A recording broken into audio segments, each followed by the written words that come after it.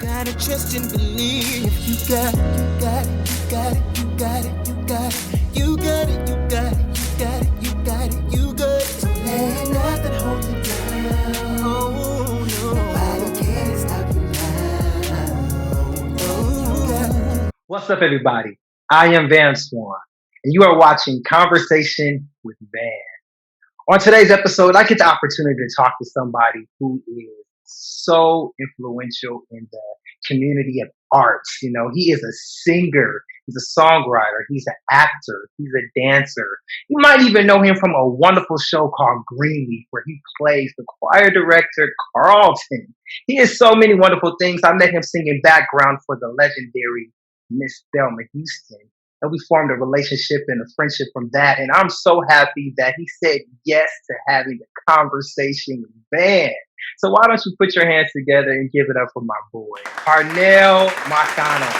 Yes, sir. Thank you. Thank you so much for coming on the show. I appreciate you so much. How you doing?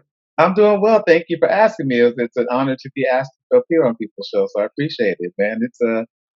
I'm like everybody doing with this quarantine and the whole emotional roller coaster with the Black Lives Matter movement. But I'm hanging in. I'm maintaining on my sanity. Yeah. Yeah. It's definitely good to see you. But first off, I want to take you back. Okay. I want to know, first off, where are you from? I'm from Denver, Colorado originally. Wow, Colorado. Yeah. What brought you to California? I came out here. I wanted to come out for a long, long time ago. Growing up, I was like, "Oh, LA, I want to be there because that's where the movies and stuff were made." And when Fame was on TV, one of my friends Yolanda and I, I was like, "Oh man, I'd love to go to LA and be on Fame." And we made our appointments around Fame coming on. We had a singing group back then. We were like 15, 16, and we were like, we can't rehearse at whatever time it was, like Thursday, 8 o'clock, because that's when Fame is on. So, so that was my whole thing of like, I need to be out in LA where all my favorite shows have been made. And after I Wow. graduated college, I moved out here.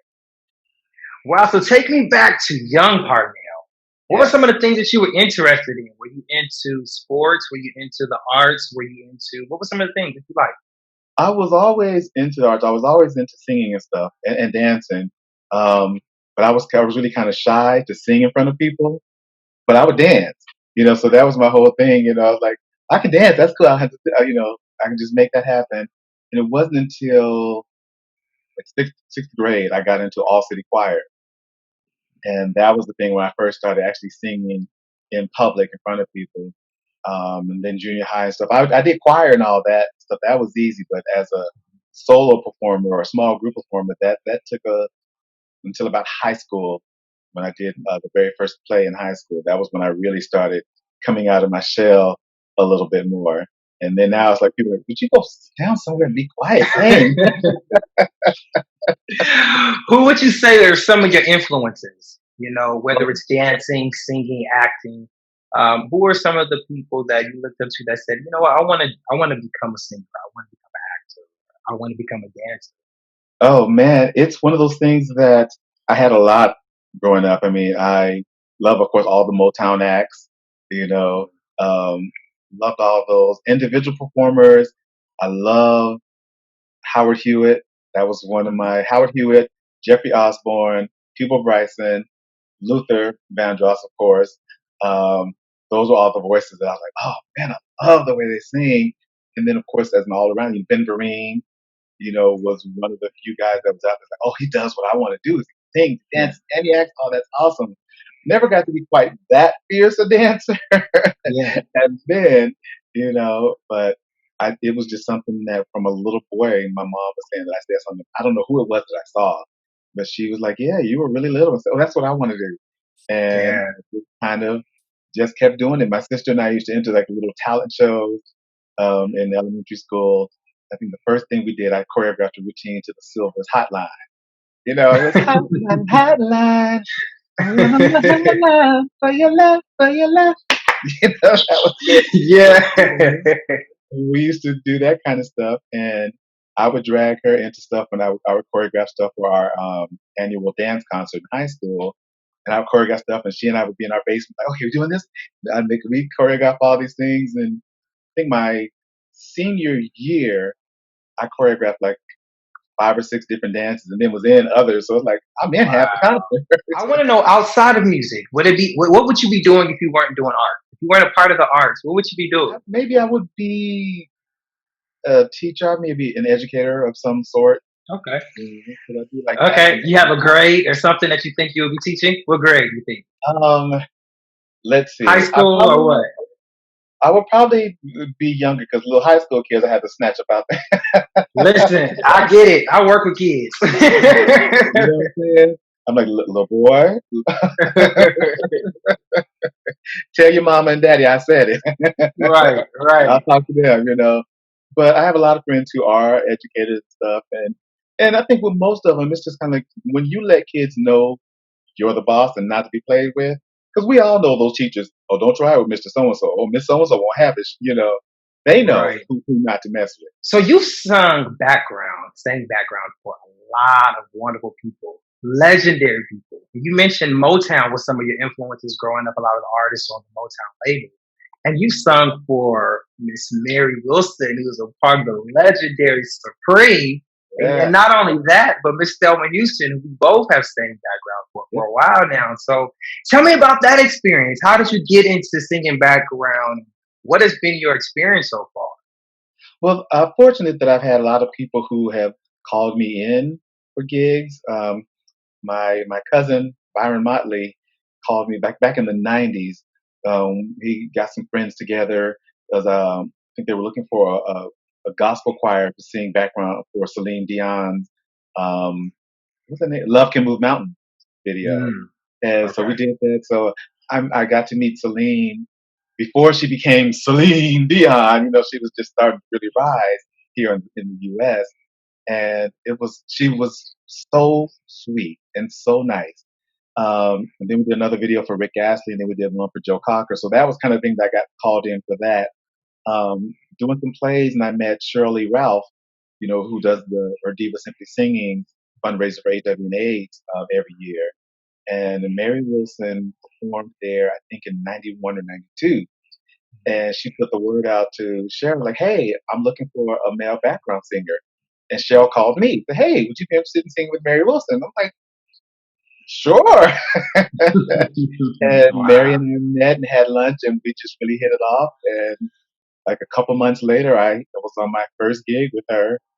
And over those 27 years, we've been all over the world, Australia, Vietnam, Sri Lanka, Oman, and Pakistan, you know, all these places that, Russia, Germany, all these places I thought I would never, ever go growing up, Yeah. you know, singing with, on stage with the Temptations and the Four Tops, Martha and the Mandelas, the Commodores, the Wow. Shy Lights, all, basically almost any group that you can name that came out of that era, I've been able to meet and get to know. And we used to run into Nancy Wilson all the time at the airport. Wow. I think she and Lou Rawls came to see us at Caesar's Palace one day, and after seeing her, she came and was like, "Oh, hey, Parnell," and I was like, oh, "Nancy Wilson knows my name." Wow. That is so cool. Yeah, Wait, let's talk about this wonderful show that you're on now, yes, Greenleaf. Greenleaf. Yeah, You play a wonderful choir director on that show. So yes. tell me, did you grow up in church? Were you a choir director growing up? What was you doing? No, we really didn't do church a lot until I was a teenager. My friend Yolanda that I mentioned earlier was going to St. Thomas Baptist Church in Montbello, which is in Denver, and they needed some boys to sing in the youth choir. He's like, "Come on and sing with us." And I'm like, "Okay, an opportunity to sing." That's all I was thinking about. Um, so I would only go on the youth choir Sunday originally, and then I started going more Sundays, and I kept going and going. And I was telling my parents about people catching the spirit. Oh, they were like, "Oh Lord, he done joined a holiness church. Lord, let's go see what this is." And so they came, and they knew the pastor and his wife. They had known them before he became a pastor, and they're like, "Oh, that's Bill. Oh, okay." So my family started coming, and then our family friends all started coming to church, and that was kind of what got me into going to church on a regular Yeah. basis. But tell me, how did you prepare for that role? What was your audition process like? What was it like meeting the cast? Because you have some amazing castmates. Like, tell me about that experience, man. I'm so excited. I know you guys are in your final season 5. Yeah, our final Um, season starts on June 23rd. June Season 23rd, which is Yeah, coming up soon. yeah, really quickly. And I'm like, oh man, 5 years. But it's funny because most of my friends when I first got cast were like, well, Oprah don't mess with nothing that don't last less than 5 years. So at least plan for that. And I'm like, listen, I will be there for as many years as they want me, and I'm available. Yeah, You know what yeah, I mean?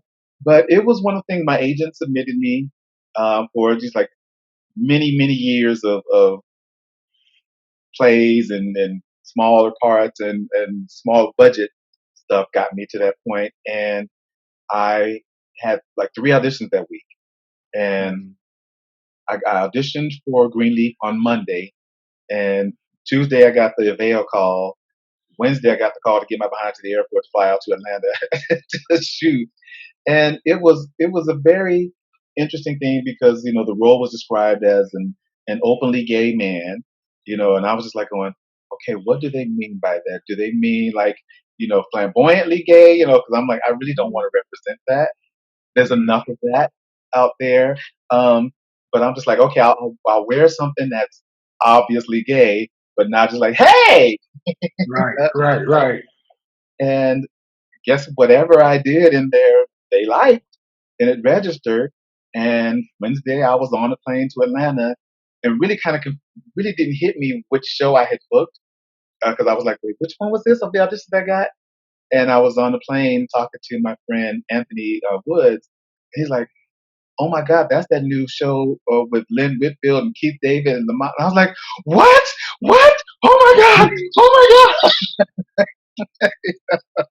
And I was on That the is plane amazing. just like missed watering up, like, oh my God, I'm gonna get there. And they're gonna be like, who is this fraud? What? And he kind Wow. of had to talk me down. He's like, you got this. You have worked long and hard to get to this point. You deserve it. You'll be fine. And I got there on set, and inside I'm like, oh my God, okay, what do I do? Okay, be professional. Okay, don't mess up. Get all your lines. And I did the first take, and they're like, yeah, awesome, man. You're doing a great job. 2 takes. Let's go. Move on. I'm like, yay! Yeah. And it was originally just a 3 episode arc, and then it kept going and going, and then the next thing I know, I had done 8 episodes that first season. I'll be back for the second season. I was supposed to do the third season, but then they changed the storyline things. I was like, man. The fourth and fifth season is like, okay, cool, cool. Yeah. So tell me about that. How do you deal with that? With you being on a road that you were only supposed to be on there for 3 episodes. Now you got extended to more episodes. Then the next season you don't get that call back. What was that feeling like? Before you initially got the other 2 callbacks to come back for the other 2 seasons. But what was that call? I mean, what was that feeling like? Man, I didn't get that call for season 3. Yeah, it was a very interesting because it was like I would get a call saying like, "Hey, you're pinned for next week, whatever." I'm like, cool. And then the very next day, I would get a call. Oh, they rewrote the episode. Sorry. And then a couple weeks later, hey, okay, you're pinned for this episode. I'm like, yes. And then the very next day, they rewrote the scene. Sorry. I'm like, damn it. Yeah, yeah. Y'all messing up my health benefits. Listen, we need some health benefits. You need some Right? benefits, baby. Listen. So that was very frustrating. Yeah. Because there was a whole thing building up to the storyline about dealing with gay folks in the church, and then they just totally kind of dropped that and went the other direction. Like, okay, so you build this up, build this up, build this up, and then you go like, can't. But that's what happens when you're not in control of the show. You just got to go with what direction that they decided they wanted to go on. And I had people saying it's like they ain't really ready to talk about that. They ain't ready to talk about that. Like, Yeah. I guess But now we got the spinoff coming, so who knows? What is a spinoff? Do you know what is if you can speak a little bit about that? Do you know anything about it? Just that it's happening. Just that it's happening. Well, I'm praying that you're in the mix, man. I pray that you're in the mix. Thank you. For sure. Yeah. For sure. So what's next for you? What can we expect next for Parnell?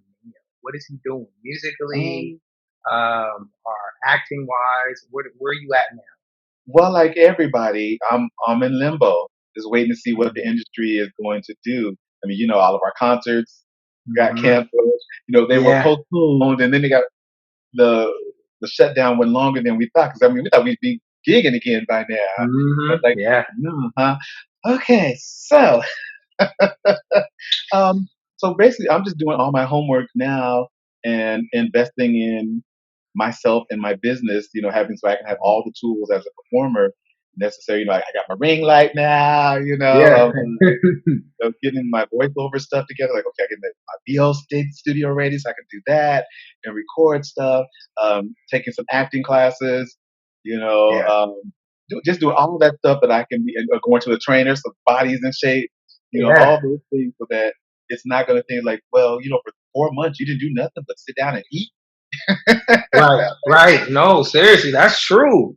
You should be sharpening your gifts and working on your talent and stuff like that. That's for everybody. I've been doing the same thing. You said getting your ring light and all that. I'm like, I've been doing that too. Getting studio mic so I can record at home, man. So I understand exactly what you're talking about. Yeah. Last question. Yes, Do you feel like you're walking in your purpose? I do. I do. I mean, because it's one of those things. When I got to LA and I had survival jobs, of course.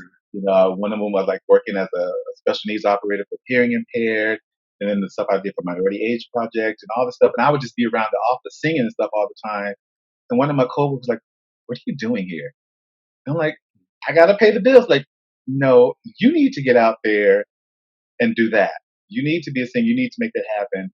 And as I'm older now, I'm kind of like, man, I should be a bigger name now, but I let opportunities pass by because, oh, I don't have that. I'm not ready for this. And I think being afraid of success, I had to realize that. It's like, why are you afraid of being successful? What Mm. is that about? And I think some of it, like I said, I'm going to the set of Greenleaf, feeling like I'm going to show up and people are like, what is he doing here? He don't know what he's doing. He ain't good enough. And then to get to the point, it's like, no, I've proven myself. Yes, I am good enough. So now it's kind of like making up for lost time.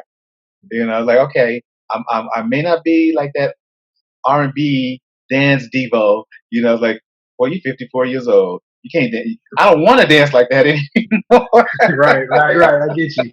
you I know, get now I'm at the point where I tell you what, I'll do a couple steps and then I'll let the young kids do their thing and then I'll come back in and I get it. but it is finally like, okay.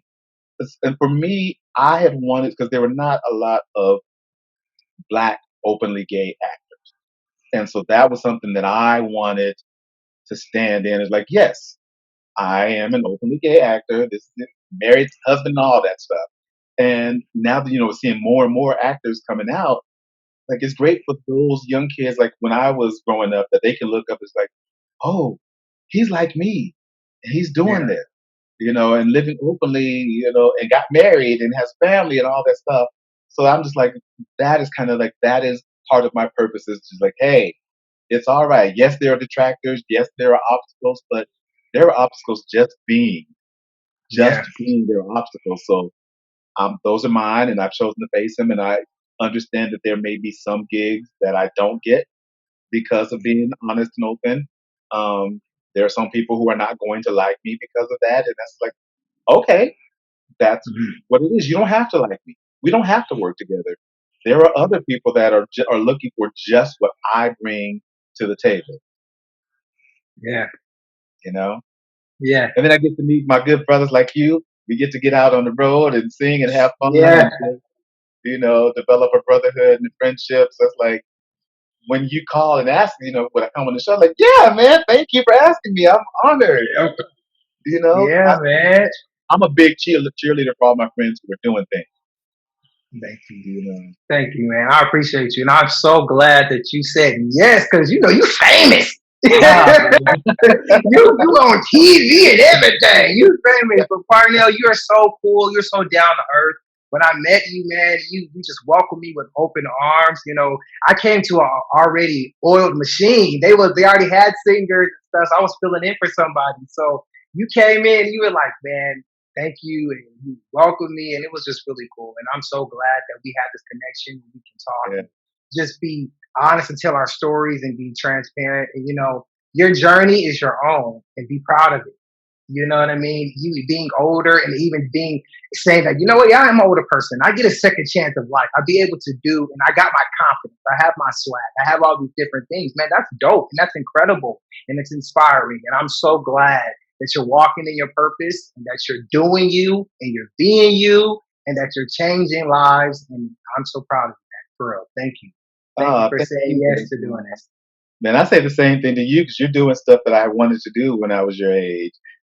Recording albums and stuff. I'm like, I want to record an album. But one of my friends was like, just start with a single. Yeah. If the album is too much right now, just record that single. I think you said that to me as well. Yeah. Like, just record that one single, put it out there, see how it goes, record another one.